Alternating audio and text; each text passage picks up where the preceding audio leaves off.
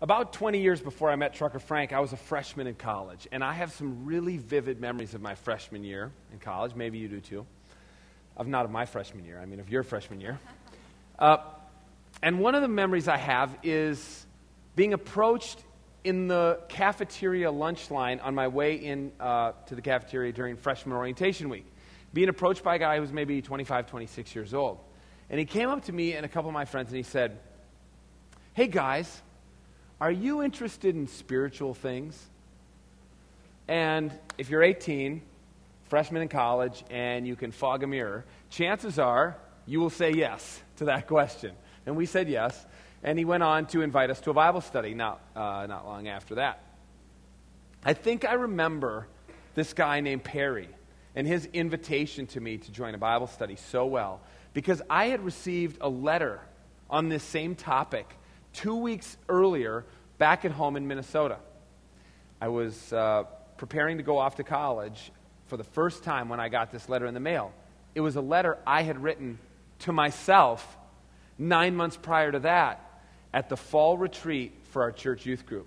So it was senior year in high school, go on the fall retreat, and like every church youth group on every fall retreat, we all sat around the campfire and cried and recommitted our lives to Jesus on Saturday.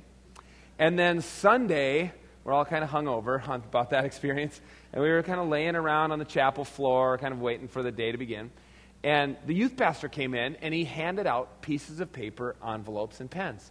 And he said, "I want you to write a letter to yourself. Something you think you might need encouragement in sometime in the future, something you think God's been doing in your life on this retreat. And write this letter, fold it up, put it in the envelope, seal the envelope, write your name and address on it, and give it to me. And I will mail it to you sometime in the future when you least expect it." So, fast forward 9 months.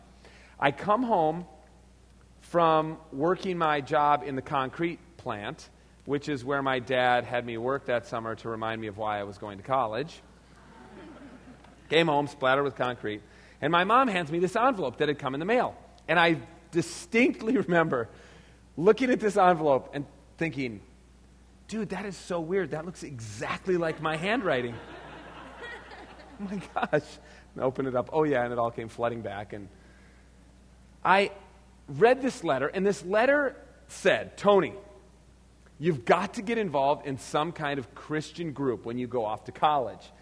And the reason I had written myself that in a letter is because I was leaving suburban Minnesota to head off to Dartmouth College in New Hampshire. And I had youth pastors and young life leaders and youth sponsors all telling me, "Those Ivy League professors, they hate Christians. They eat Christian kids for lunch and spit out their bones.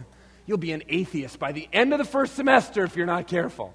So I was really nervous about this, and I had written myself this letter like, it's like you got to get in a foxhole, man. You got to protect your faith in the Ivy Leagues. So I had gotten this letter, and that's why I think I was really, it was like a ball on a tee for this Perry guy when he comes up to me at the cafeteria line and invites me to a Bible study. Now, I don't know about where you went to college, but where I went to college, it wasn't the Lutherans and Episcopalians who come up to you and invite you to a Bible study in the cafeteria line. It was the conservative evangelical campus ministry, and that's who Perry worked for. So I found myself a week later sitting in a kid's dorm room, me, 13 other freshman guys, and Perry. And I was in this Bible study. Now, I didn't grow up evangelical.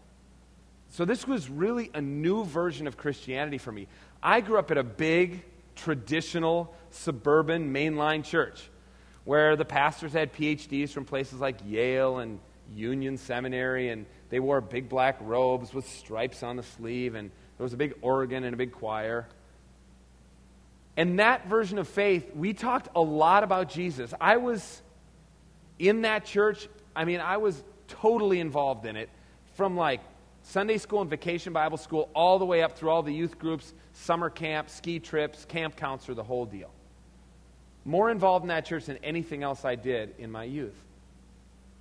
But Perry used words with which I was completely unfamiliar. Like, for instance, we were in this Bible study for about 90 minutes every week, and then we would also meet with Perry individually for one-on-one time.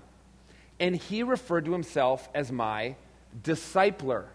Now, I'd never heard this word discipler before, so I remember going to my dorm room and looking at my new college dictionary that I'd been given, for graduation from high school, and looking up, and there's no such word. There's no word discipler. They made it up. So that was kind of a new one for me. He also would ask me every week when we'd meet for this one-on-one time, he'd say, hey, how are you doing with your QT? Quiet time? I had no idea. I had to learn. Then he would talk about everyone in the world, and this really occurred to me at one point. I remember he referred to everyone in the world as either a believer or an unbeliever. Now, I'd heard of non-believers before, but it just struck me that calling someone an unbeliever is just bad grammar. I don't think you can really, it's like the uncola. Like the whole hook of that is that it doesn't really make sense. So anyways, I had to wrestle with that. And then there was another phrase that Perry taught me after I had been in this evangelical campus ministry for about 18 months. It was January of my sophomore year, and we were sitting in the College Student Center having a cup of coffee, and I had just gotten back from Christmas break, sophomore year. And that's when Perry taught me the phrase, unteachable spirit. It was with that phrase that I was excommunicated from that evangelical campus ministry, and the unteachable spirit tag has been with me ever since. But those days in that campus ministry were really significant for me, and in some ways, my faith really pivoted right during that freshman year in college. Like I said, I grew up in a church where we talked about Jesus all the time. But what happened then, in that time, was I started to think about Christianity differently. And one of the times that really happened was another time I was sitting with Perry. And he was using a word all the time in the Bible study and in our one-on-one times and on retreats and stuff that I had heard before, but he used it in a completely different way. And it took me a long time to get up the nerve to finally ask him. So I remember asking him, Perry, can you tell me, I'm embarrassed to ask you this because I grew up in the church, I should know it, but can you tell me, what do you mean by grace? Because it occurred to me that Perry used the word grace with the same frequency that the pastors I had at home used the word Jesus. Perry didn't talk about Jesus very much, but he talked a lot about grace. And I had heard the word grace. It was what we said before dinner every night in my family. We held hands, bowed our heads, and said grace, except at summer picnics where we sang Johnny Appleseed. But other than that, we said grace, and that was my familiarity with the word grace. But he used it in a completely different way than that. So I asked him, what do you mean by grace? And I remember exactly what he did. He took a pen out of his pocket, and he leaned across the table, and he said, Tony, I want you to imagine that I bought you this pen. In fact, I had your name engraved on it. It's a free gift, Tony. No strings attached. But Tony, to make it your own, you need to reach out and receive it. Then he leaned back and put the pen back in his pocket and said, that's grace. Now, it was a little strange to me then. It's a bit stranger to me now that he would describe the most significant idea in all of Christianity without talking about Jesus. In fact, I find it a tad bit offensive that he would make analogous the crucifixion of the Lord and a ballpoint pen. But, like Doug's friends, he was trying his best, trying to describe to me a concept, and it was there that my Christianity pivoted. And I became consumed with Christianity as an idea, with the concepts and the doctrines and the dogmas and the ideals of Christianity. And I became less and less and less interested in Jesus.